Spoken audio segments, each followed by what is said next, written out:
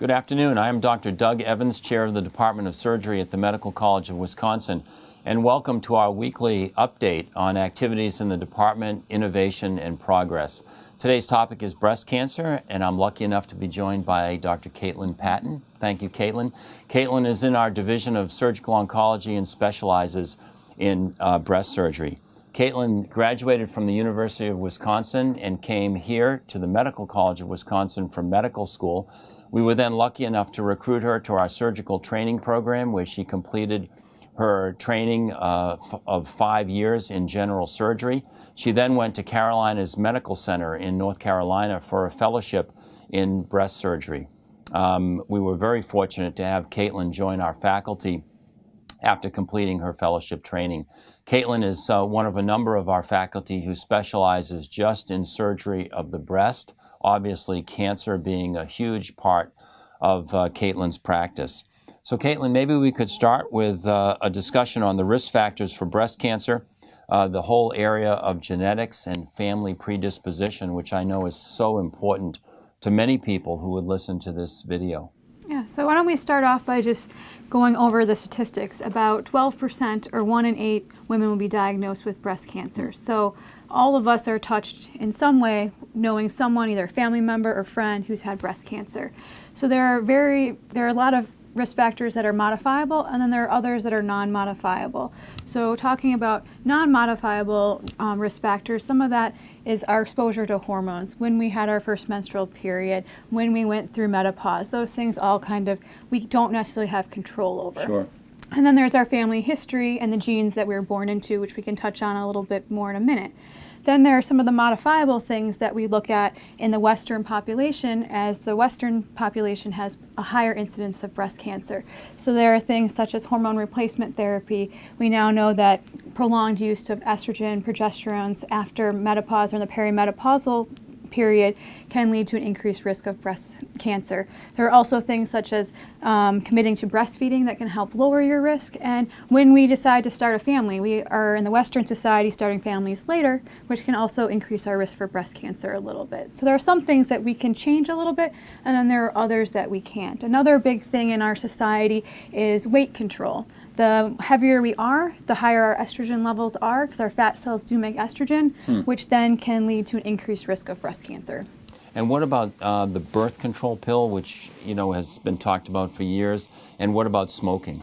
Do those two have any relationship to breast cancer? Yeah, so we do know that there is some sort of link between oral contraceptive pills and breast cancer, but we don't have a great link between the two. So we know that being on oral contraceptive pills and changing your estrogen levels may affect this a little bit, but not as much as some of the other things in our environment. And smoking has a much stronger link to lung cancer, but we also know that the toxins in smoking can increase your risk of other cancers, including breast cancer. So basically, watching our weight, breastfeeding tends to be a little bit protective, and having children earlier in life tends to be a little bit protective.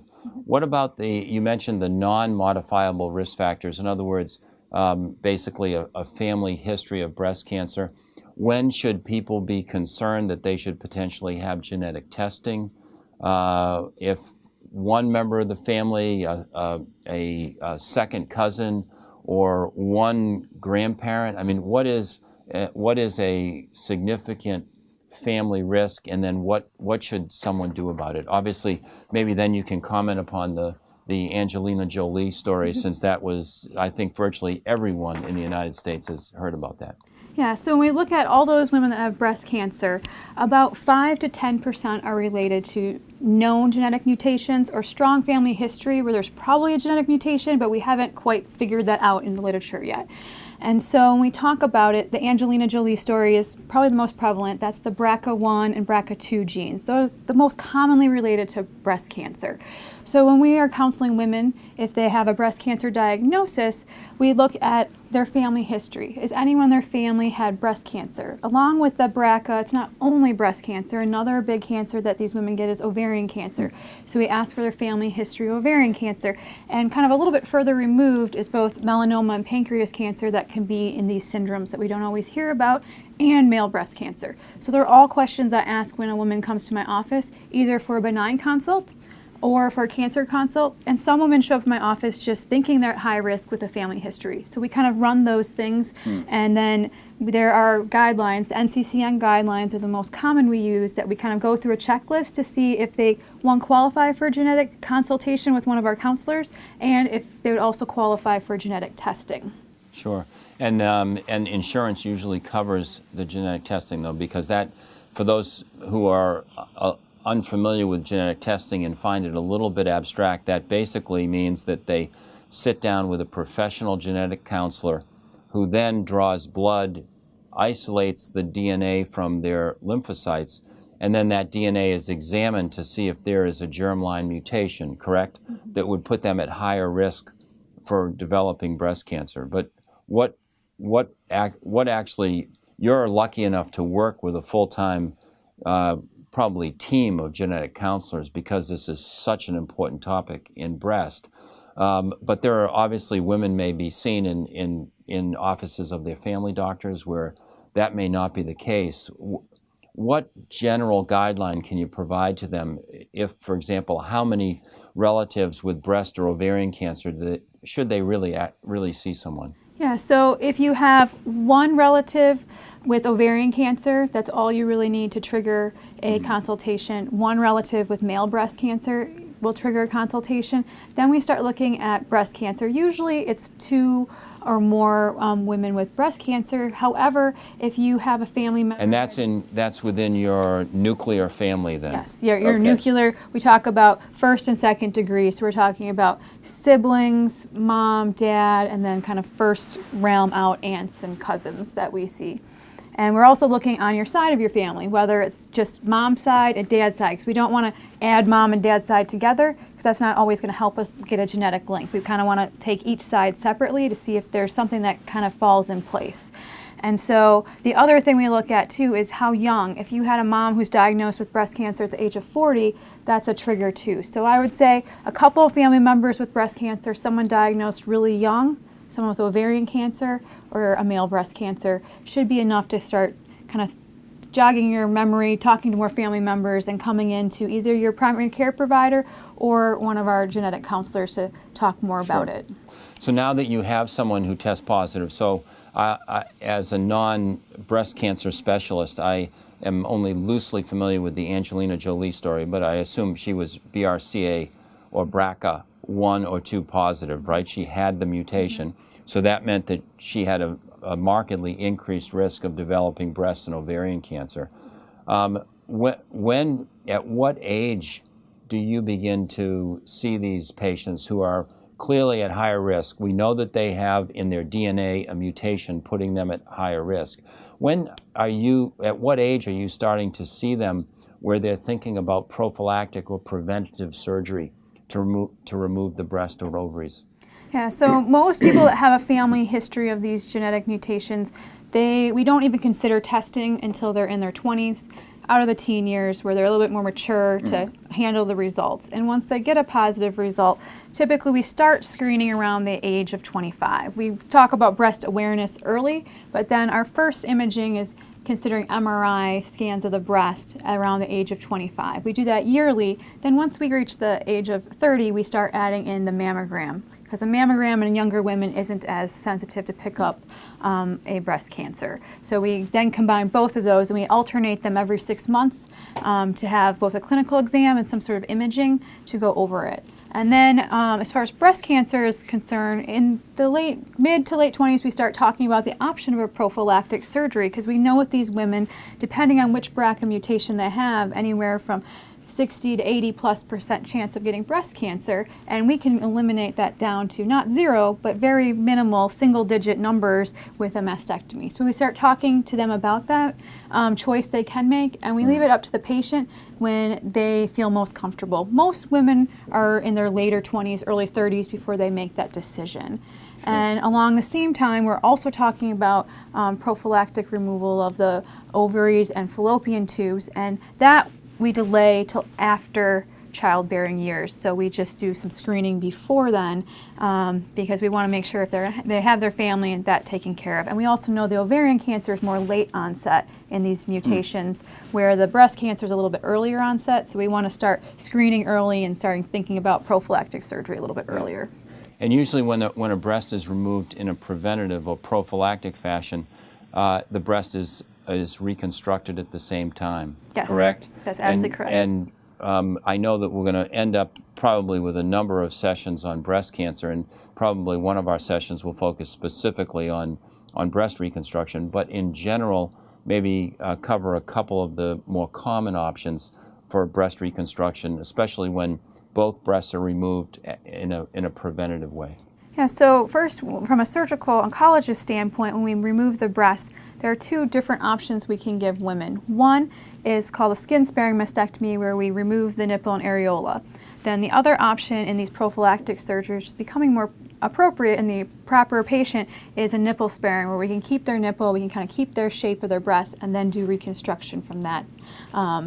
So they basically keep most of their skin. Mm-hmm. Yes. And they keep the nipple and areola also. Yep, if they're a good candidate for it. So, and that's why you said previously that there is probably still a tiny chance of developing cancer in the future, just because it's almost impossible to remove every last breast cancer cell.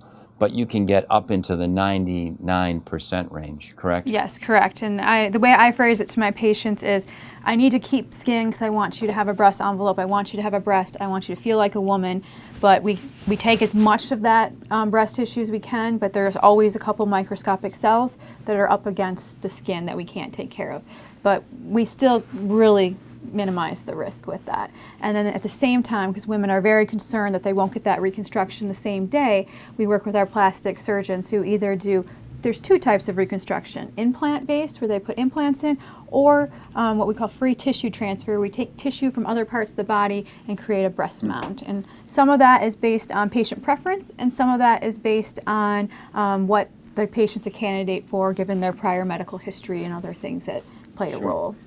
I know the whole area of subspecialization in breast is fascinating, the history of its development, but certainly a skin-sparing mastectomy, especially if one is to preserve the nipple, is one of the most technically challenging operations in surgery, just because it's so easy to damage the blood supply going to the nipple or to the skin of the breast.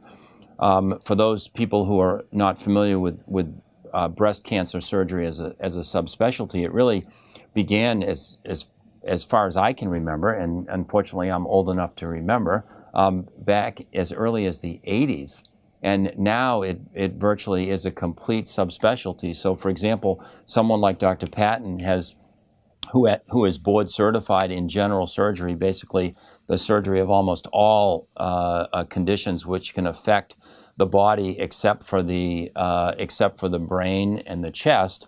She then performed another year of subspecialization just in breast surgery, and I think it's now really where we are in urban environments. Maybe you can talk for just a few minutes on the importance of breast surgery as a subspecialty and what the field is really bringing for the benefit of women who have breast problems.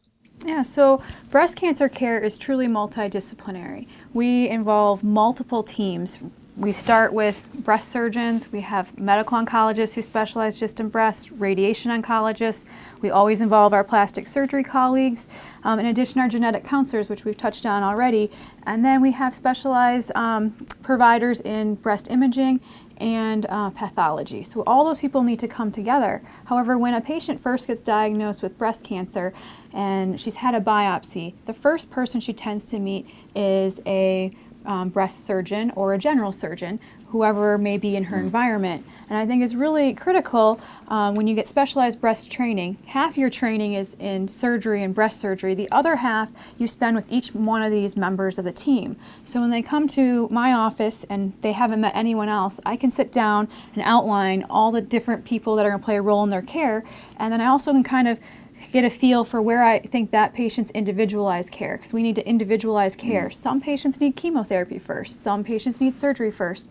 So based on working with all these other people in my training, it helps me kind of carve a path for the patient and get them to the appropriate consultation, my consultants, right away. And it's nice in a breast center like this because all of my consultants have clinic at the same place I do. So we are constantly talking. Even if a patient doesn't have an appointment with that provider, I can go right up to that provider and say, hey, I have this type of patient, this type of cancer. I think they need to do this first. What do you think? Sure. I agree. And then we can kind of get them in and get the ball rolling quicker. So the concept of a center devoted to the patient and their specific disease is something that evolved really only in about the mid-1990s.